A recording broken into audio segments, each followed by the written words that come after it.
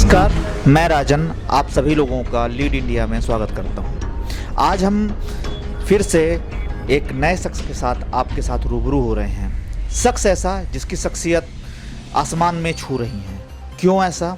क्योंकि कोई एक व्यक्ति छोटा सा बच्चा बोले तो मुंबई आता है और ऐसे ऐसे कारनामे करता है कि वो लोगों के दिलों में अपनी एक पैठ बना लेता है। कारनामे कोई खास नहीं है, केवल और केवल सेवा भावना। सेवा भावना भी एक बहुत बड़ा काम होता है और ऐसे काम को करने वाले राजेंद्र नादर जी से आज हम आप सभी की मुलाकात करवाते हैं। तो हम जानना चाहेंगे कि वो क्या शुरुआत रही और जिसने आपको आज नीचे से ऊपर पहुंचा दिया। मैं 13 उम्र में मुंबई में आया हूँ। मुंबई में आके मैंने बहुत सारा मेहनत किया। बचपन में नीचे आया, बचपन से गरीबी देखा हूँ।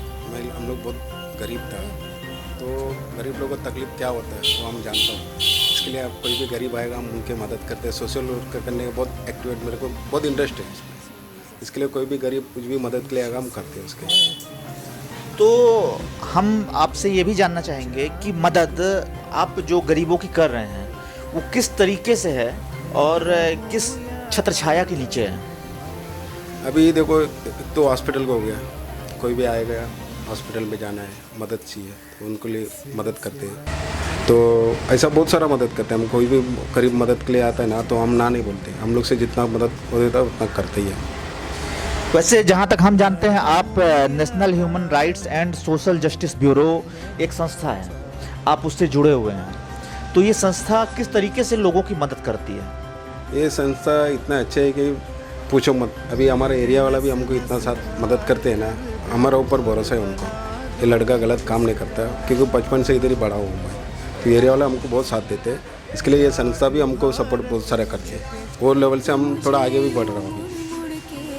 तो इस संस्था का मेन उद्देश्य जैसे ह्यूमन राइट्स को लेकर है या और कुछ भी है? ओनली ह्यूमन राइट्स है और कोई नहीं है। तो ह्यूमन राइट्स में कैसा, मतलब किस तरीके से आप लोगों की राइट्स बचाने की कोशिश करते हैं? ह्यूमन राइट्स में देखो, हम लोगों को पावर है, उसको गलत उपयोग नहीं करते हम लोग, अच्छा काम के लिए उपयोग करते हैं। अगर उसका गलत उपयोग करते तो इधर तक नहीं आते थे हम। उसका अच्छा उपयोग करता और लोगों के साथ हम मिलजुल के काम करते हैं। ऐसे नहीं कि हम ह्यूमन राइट्स वाला हम उसका गलत अधिकार नहीं दिखाते हम। वो हिसाब से हम लोग लोगों का मदद करते हैं। अच्छा, जैसे डिजास्टर मैनेजमेंट में भी आप लोगों ने काफ़ी योगदान दिया है। तो अभी हम ये जानना चाहेंगे आपसे कि अभी लेटेस्ट कहाँ पे आप लोगों ने ये मतलब काम किया है? अभी बीच में देखो, कोल्हापुर सांगली में जो बाढ़ आई थी तो उधर के लिए हम कोल्हापुर के लिए बहुत सारा मदद किया। 1000 फैमिली को हम लोग ने मदद किया। इधर से ट्रक बस में हम लोग 50-60 लड़के, हमारा ग्रुप का जितना भी 50-60 लड़के लोग भी गए थे बस पकड़ के, और 2 ट्रक भर के माल भी लेके गए थे। कम से कम 5-6 लाख का माल हम लोग ने जमा करके लेके गए। उधर 1000 पब्लिक को दिया हमने, 4 विलेज गाँव में दिए लाए।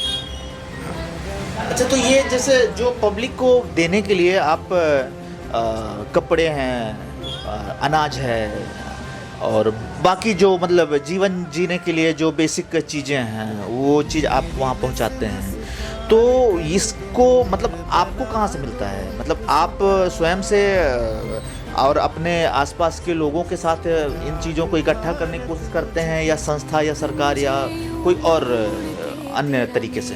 ये सब मदद हमारे एरिया वाले करते हैं, हमारे लोग करते हैं।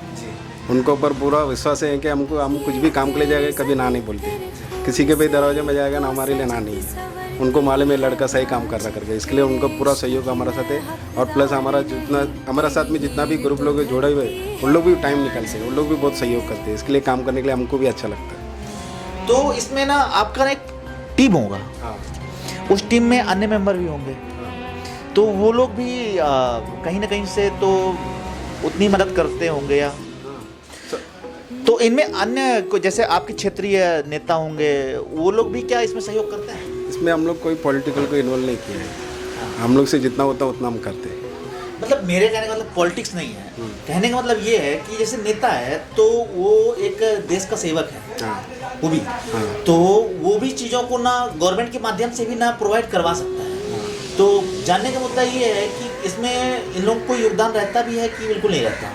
देखो अभी पॉलिटिक वाला कर रहा है या नहीं कर रहा हमको उससे मतलब नहीं है। हमारा सामने गरीबी, हमने गरीबी देखा। 26 जुलाई के भाई हमारा इधर बाढ़ आया था तो हमने वो गरीबी देखा है, तकलीफ क्या होता है वो हम देखा है। हमारा घर का सामान पूरा बाहर चला गया तो हमने भी वो दिन देखा है, इसके लिए हम लोग भी उधर चले गए। हमने जितना, हम तो एक ही दिन तकलीफ निकाले, उन्होंने तो महीना भर तकलीफ निकाला। तो इसके लिए हम लोग ने सब मिलके ग्रुप बना के सब जमा करके लेके।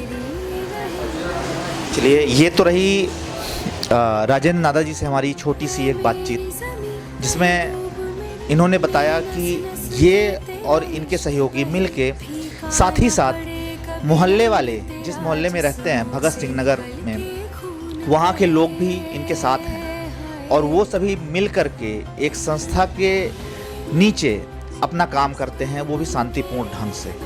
काम केवल और केवल समाज सेवा है, वो चाहे मुंबई में हो या महाराष्ट्र में हो या कहें देश के लेवल पे, पर ये मदद करने पहुंच जाते हैं। हम आशा करते हैं कि आगे भी ऐसे ही लोगों की मदद करते रहेंगे। हम आपसे मिलेंगे फिर अगली बार किसी और नई शख्सियत के साथ और किसी और ऐसे ही हमारे चुनिंदा लोगों के साथ जो कि अपना नाम रोशन कर रहे हैं और किसी को पता भी नहीं है।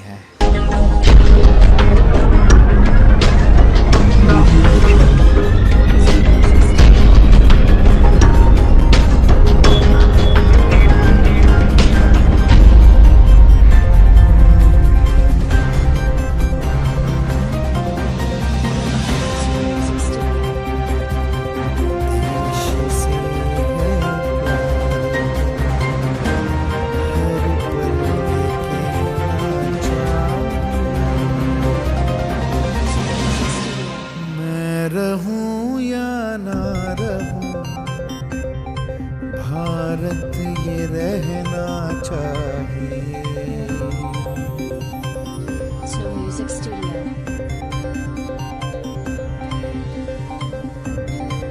देश से है प्यार तो हर पल ये कहना So Music चाहिए। Studio. मैं रहूं या ना रहूं, भारत ये रहना चाहिए। सिलसिला ये बांधने यूं ही चलना चाहिए। मैं रहूं या ना रहूं, भारत ये रहना चाहिए।